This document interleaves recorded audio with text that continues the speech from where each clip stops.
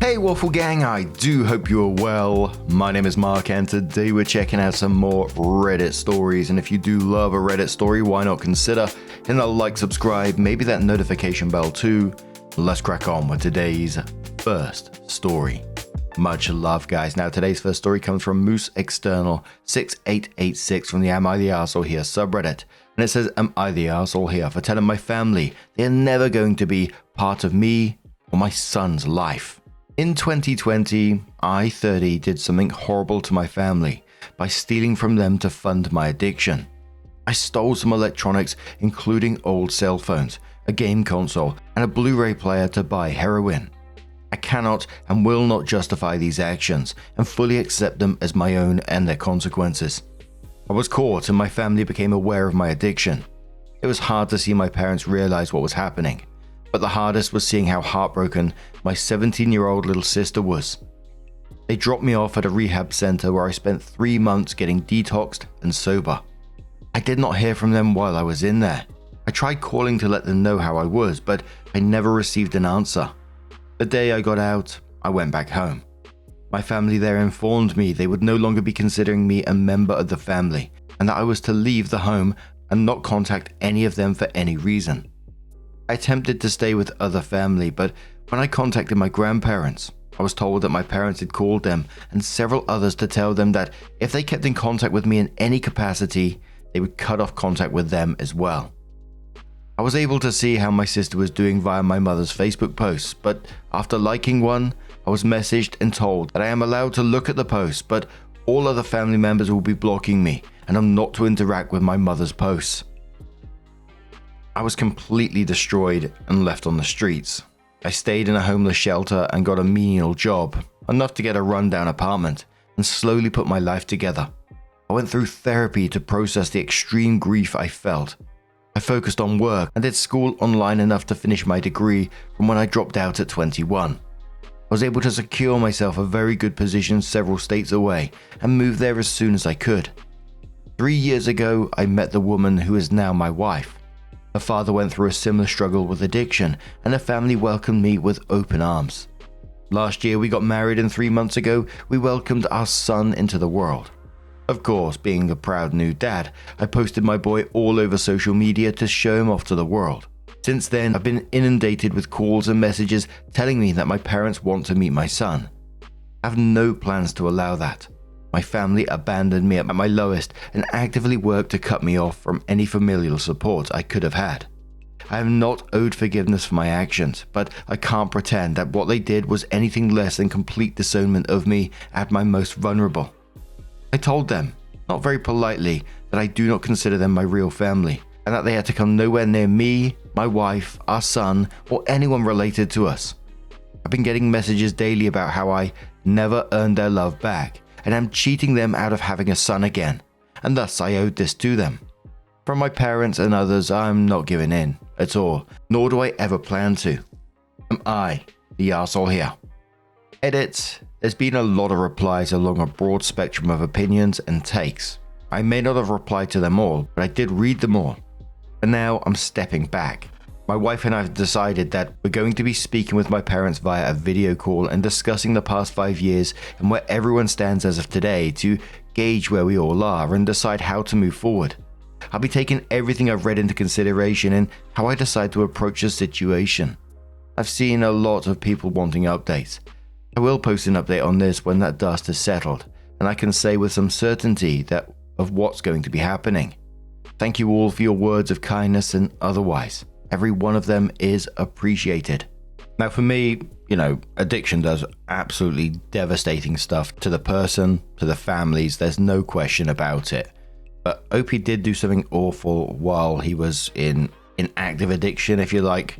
He was stealing from his family to feed his heroin habit, which is, serious stuff. But his family's response to this seems like I was pretty shocked by it. I was like, oh my word, really? It was just like total abandonment. Threatening the extended family not to talk to him and keep him away from the family as well. Literally leaving him homeless.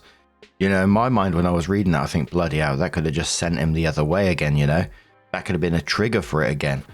It just seemed particularly cruel. But now, years later, after he's done all this work of getting sober, educated, employed, married, got his own family, without any of his own family support, now they want back in because, there's a baby. And what was with that line of, "You never earned our love back"? I mean, how was he exactly supposed to do that from the streets after they blocked everyone around him and told everyone to block him? And when he showed one little hint of coming back into their lives, liking a post, they told him to stop. And if OP does decide to go ahead with this video call, I think, he needs to be very, very careful, because his parents have already shown that they weaponize family bonds, and they may just do that during this video call at the same time. In fact, they very likely will do that. They weren't interested until this baby was in the picture, by the sounds of it. And I might be able to add something that my therapist taught me the other day. Whenever I talk about my past and I talk about people in my past that may have, done harm to others, etc., I always try to, I don't know if it's because I read too many Reddit stories or whatever, I always try to justify or defend and explain their position. Like I said about the Hoover lady once who threw a Hoover at us, and I try to justify it by saying, she was probably in a bad space herself, it was a rough area, etc., etc., etc. And my therapist was telling me, but at the time when you was young, your little child brain doesn't understand that. They don't think about, what they're going through and all that kind of thing. In the moment, you're just like, what the fuck? A woman's throwing a Hoover at us. Run! But anyway, I'm going off. But my therapist called it jading, justifying, arguing, defending, and explaining. And I think OP needs to come into that in their head and not do that. You don't need to justify. You don't need to defend yourself or explain. Just don't argue anyway, and just have firm statements out of what you want out of this, if anything, of course. Flimsy Fortune says, how are you supposed to earn their love back when they made every possible effort to shut you out? Fat Bear says, more so, I think everyone can understand that OP had to earn their trust back, but the love for OP should have been there unconditional and all the time. Scarlett says, make all your social media private, share with your in-laws how you feel and make sure they have your back. More than one well-meaning relative has been known to leak photos or even plan an ambush for a happy family reunion. Good luck, not the arsehole. Common says forgiveness is optional and access to your child is a privilege, not a right. Jeff says forgiveness is optional and access to your child is a privilege, not a right, particularly in light of this statement, and says, quoting, I've been getting messages daily about how I never earn their love back, and then says, okay. I'm old and slow now. However, will someone please explain to the rapidly aging old person here how OP was supposed to do that when A, they were completely blocked from all their former families and socials, and B, other family were threatened with also being cut off from the rest of the family forever and ever. Amen if they give OP any info. Seriously, I'm not seeing how that was even going to be remotely possible. And now they are yelling about grace and forgiveness. Really? That's a bold stance to take given how they set all of this up back when they cut OP off. But I guess that's just when it's convenient for them and not the other way around. Not the arsehole, in my opinion. So it was a couple of weeks later that OP did update the post and says, a little bit back I posted a thread on this sub. I want to thank everyone for their words, both kind and unkind. I look back on that post and feel like I did not hit the mark in some areas for how I expressed myself and the situation. And so it was interpreted in wildly different ways by people. I initially wanted to address those, but to be honest, I'm ready to leave this behind, so I'm not going to do that. The only thing I will add clarity to, since it came up several times, my family did not pay for my stay in rehab. I was making less than $20,000 per year and my employer only offered an HSA for health benefits. So I qualified for Medicaid and have been on that since I moved out of the house. Medicaid in my state pays for the cost of inpatient rehab, and this is how my treatment was funded. For the sake of brevity, and so that I don't dwell on it longer than I should, I will briefly run through some relevant context and a short summary what my father expressed to me during our conversation. To add some context that I think explains his mindset, I will give some of my father's history here. He came from China to the US to attend college and fell in love with the country. My father hates China and communism. He saw America as a land where he could have the opportunity to thrive in ways he couldn't in his home country. So he married an American woman and stayed here, starting his own business. My father's dream was that one day he would pass this business down to his son, then to his grandson, continually passed down as his legacy. He was very much a tiger parent, and my mother, having always been very submissive, followed suit. I've been told from a young age that this is what my future would be, and my life was curated around it, down to what university I would attend and my major. All of this will give context to my father's position. The call was just me, my wife, and my father. It was a long, awkward conversation, but here is the gist of it. My father regards my bisexuality and my decision to not finish college as direct actions of ungratefulness to his efforts in raising me, and feels that I have not been thankful that he did not take action against me earlier. Me being bisexual still left room to marry a woman and have children, so he did not interfere with it.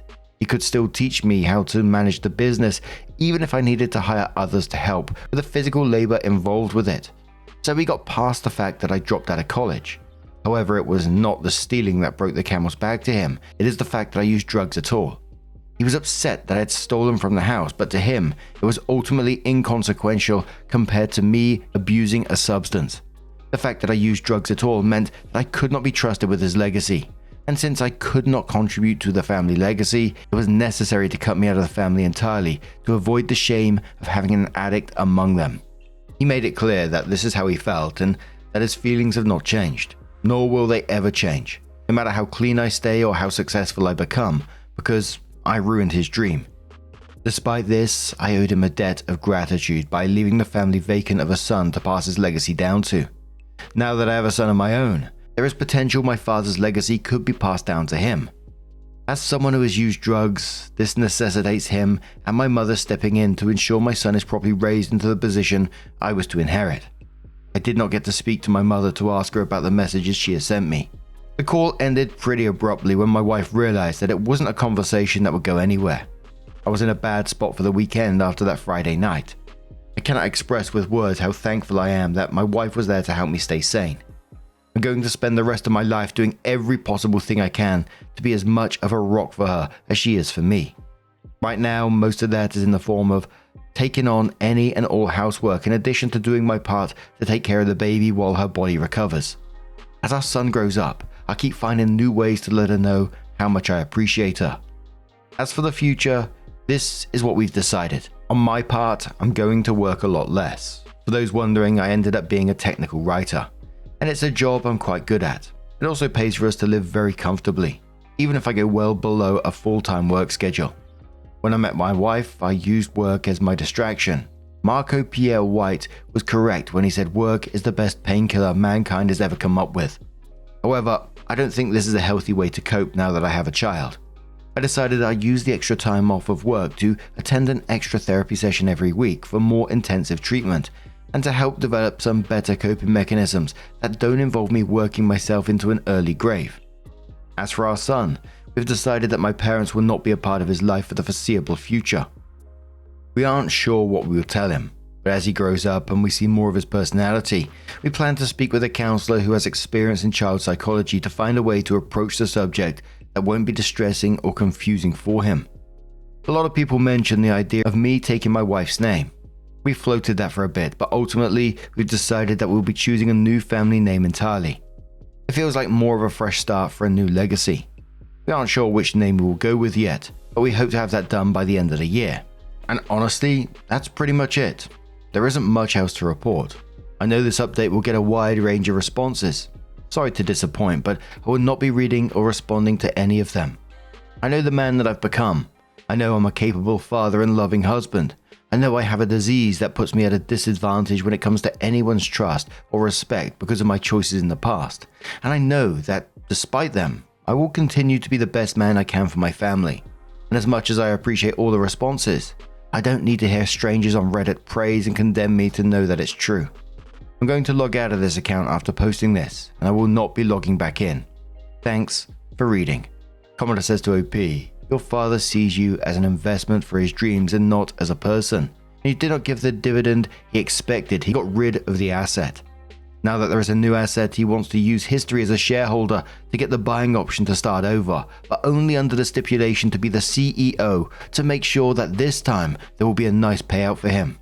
You see the way it goes. You do right to stop your investor, I mean father, and his whole family from even knowing your child. He deserves better, and you too. It is great that you have a wife that sees that with you and supports you so much. Your father will never see his role in all what happens. Be happy with people that love you unconditionally and people you love the same way. That's the best life. Owen says your dad's a real clown shoe. In what universe did he think practically demanding your kid to raise just to make up for your drug use upsetting his plans would work in his favor? Blocking your family is a good idea, but you might want to prepare in case your parents won't take no for an answer and try some grandparents' rights plan or something equal nonsense to get access. And one more commenter says, let me put it this way. Your father raised a son who took drugs, stole from family, had to go to rehab and only became successful once they said son was completely apart from that father. So he has some audacity to imply he has to make sure your son gets raised properly when he is objectively the failure as a parent. Good on the both of them for doing what they did in that situation, shutting the call down when you could clearly see where this was going, and what a wild thought process that is. And it just had me thinking all along. Obviously I don't know the full ins and outs, but how much the dad was putting on OP, like his life was completely already scripted for him. The university, the major, the business plan. I wonder how many other areas of his life was attempted to be controlled like that, and how much this may have contributed towards the addiction to begin with. But after all this, again, all I can say is good on OP and his wife and family, and the wife's family at the same time as well, for breaking this cycle and building something real instead. And the dad's legacy won't be passed down in the end because he contaminated it himself. But now I'm going to turn this one to you guys. What do you guys make of this situation? Let us know your thoughts down in the comments below. Let's move on to another story. Now our next story comes from Agent Sparkles 88 from the Am I the Arsehole Here subreddit, and says, am I the arsehole here for telling my husband his friend can come to Thanksgiving, but I'm not dealing with his bullshit. Oh, what a title. So my husband has this friend. Let's call him Craig. The first time we invited Craig over for a holiday was Thanksgiving a few years ago. He said he wanted to wash his hands before dinner but didn't use the bathroom. Instead, he went to the kitchen and proceeded to complain about how the sink was full of dishes and why hadn't I cleaned them, despite the fact that I had made an entire Thanksgiving meal. My husband said he was probably joking and I shouldn't have taken it so personally. For Easter, my husband invited him again, and Craig offered to bring a pie. I told him that I was already planning on making 2 desserts, carrot cake and cheesecake stuffed strawberries.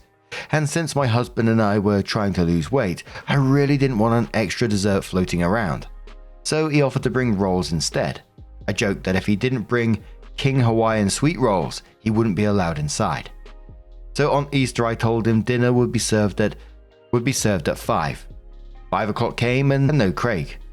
5:30 and still no Craig, but we decided to eat. 6, no Craig, and we moved on to dessert. 6:30 we finished eating and decided to relax in the living room. 7, Craig finally shows up with his girlfriend, and I see he brought King Hawaiian butter rolls. At this point, I didn't really care since I already ate dinner without a roll, but what really got me was he brought the pie. So Craig goes to wash his hands and I can't help but make a comment about the dishes in my sink. He then complains that my food is nowhere as good as his girlfriend's. Probably had something to do with the fact that the food was now cold. When he was ready to leave, I told him not to forget his pie. He mentioned that he didn't like sweets and we could keep it. Now Thanksgiving is coming again and my husband wants to invite him. I said fine, but I'm not dealing with his BS this time. The first condescending comment he makes is that he can walk straight out. And if I have to slam the pie in his face to get him to take it, then I will. My husband is telling me that I'm taking everything out of context, but I think showing up 2 hours late and being rude to the host is pretty clear. Am I the arsehole? The first commenter says to OP, you're weirdly sensitive about the pie, but justified in being upset about his comments about your dishes and about your food, and the fact that he was so late. OP says, if it hadn't been for the other stuff, I probably wouldn't have minded as much, especially since he bought it at a restaurant that has the most artificial tasting chocolate pies I've ever had. OP clarifies on if Craig's girlfriend was invited to Thanksgiving the first time. OP said Craig asked if he could bring her and we said yes. She was perfectly kind to us. They're engaged now and my husband hasn't known him that long. They used to work together, and I know my husband and his work friends are rude and inappropriate with each other. And I told him that if he wants to act like that with his friends, I don't care. But I don't like people treating me like that. Commenter says, why does your husband keep inviting him? And if they're tight enough to spend all the holidays together, why hasn't he addressed this behavior? Not the arsehole, your husband borders on it though. Opie says, to be fair, those are only 2 holidays in the past 4 years. He usually visits his family, but those 2 he happened to be in town. Commenter says, not the arsehole, you have a husband problem. Craig is obviously an arsehole, but why is your husband okay with his friends being so rude and nasty to his wife? Does your husband also treat you like this, or talk bad about you to Craig so that he feels comfortable enough to act this way? The first time a guest was ever rude to me in my own home would be the last time they were inside. Tell your hubby he can go spend Thanksgiving with Craig and his girlfriend, while you stay home alone. There'll be no less and no arsehole making rude comments. Opie says, I've seen my husband around his friends and they go all out with the mean comments towards each other. So I get that's their friend dynamic. My husband says that Craig sees me as a friend and that's why he's comfortable being rude to me, but he isn't actually trying to be a jerk. I told him I'm not mean to my friends and he said he'd tell Craig to be nicer, but that he just forgets I'm not like his other friends. Commenter says, ask your husband, what about Craig does he actually like? Opie says they used to work together, and I know Craig did have my husband's back in a situation where a higher-up was trying to get my husband fired over a mistake that was the higher-up's fault. I do appreciate him being there and defending my husband in that situation, but in my personal life, he's annoying. Commenter says, you're definitely not the arsehole, and a saint for being willing to host him again after his nonsense. But I have to ask, what is your husband doing while you're cooking a huge meal? Because mine is doing the dishes, so we end the night with an almost clean kitchen. Plates and serving dishes, but the pots and pans and such are done. I ask because it sounds like your husband doesn't really respect the work that goes into hosting these things, which usually happens because he doesn't contribute to it. Opie replies saying he typically cleans the house for the guests. We can be a bit lazy about it and we don't have company, so it gets messy, and we have dogs, so everything needs to be vacuumed. And it's a small kitchen, so if he tried to wash dishes, he would end up being in my way. I'd get even more frustrated, so we always agree to handle dishes after everyone leaves. Commenter says, quoting, instead he went to the kitchen to complain about how the sink was full of dishes and why hadn't I cleaned them yet. Commenter says, OP, did Craig make this complaint towards you specifically, or towards your husband, or the both of you? Because if towards you in particular, then the man has a lot of gall to complain after having enjoyed the meal you made, twice I might add. In your shoes, if Craig comes to dinner and complains again, I'd hand him some dish gloves and a brush and tell him and hubby to start cleaning it if it bothers him so much. You cooked, he can clean. He's been a rude guest so far, you don't have to tolerate it. And he's not even family. Opie said he said my name, so it was directed at me. Absolute cheeky bastard. I think the first time when he made that comment about you washing up directed at you as well, and that's the way I saw it in the original post, would have been enough for me in itself to not invite him again. I don't care about this bullshit that he might see you as a friend, like husband, etc. I think that's just deflection. And in the second visit, he's turned up 2 hours late, bringing stuff that was requested not to bring, etc. Which, you know, it could be seen as he was just trying to be kind and insisting he brought something. But at the same time, with everything else involved, it just seems like he doesn't give a shit. And it just left me wondering, what qualities does this guy have? What does he bring into your household? It was 10 days later that Opie did come into the post with her update and said, so since Thanksgiving was yesterday, I decided to update, but first I wanted to address a few things. 1, Craig did ask if he could bring his girlfriend and we said yes because she's a very sweet person. I just forget to mention that. 2, why did I or my husband not call Craig out? I am very non-confrontational and my husband and his friends roast each other, that's just their dynamic. My friends and I are borderline flirt with each other, so it's the exact opposite.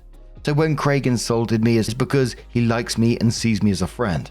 3, a lot of people seem to think that my husband is terrible, and that's easy to say when this is the only thing you know about him.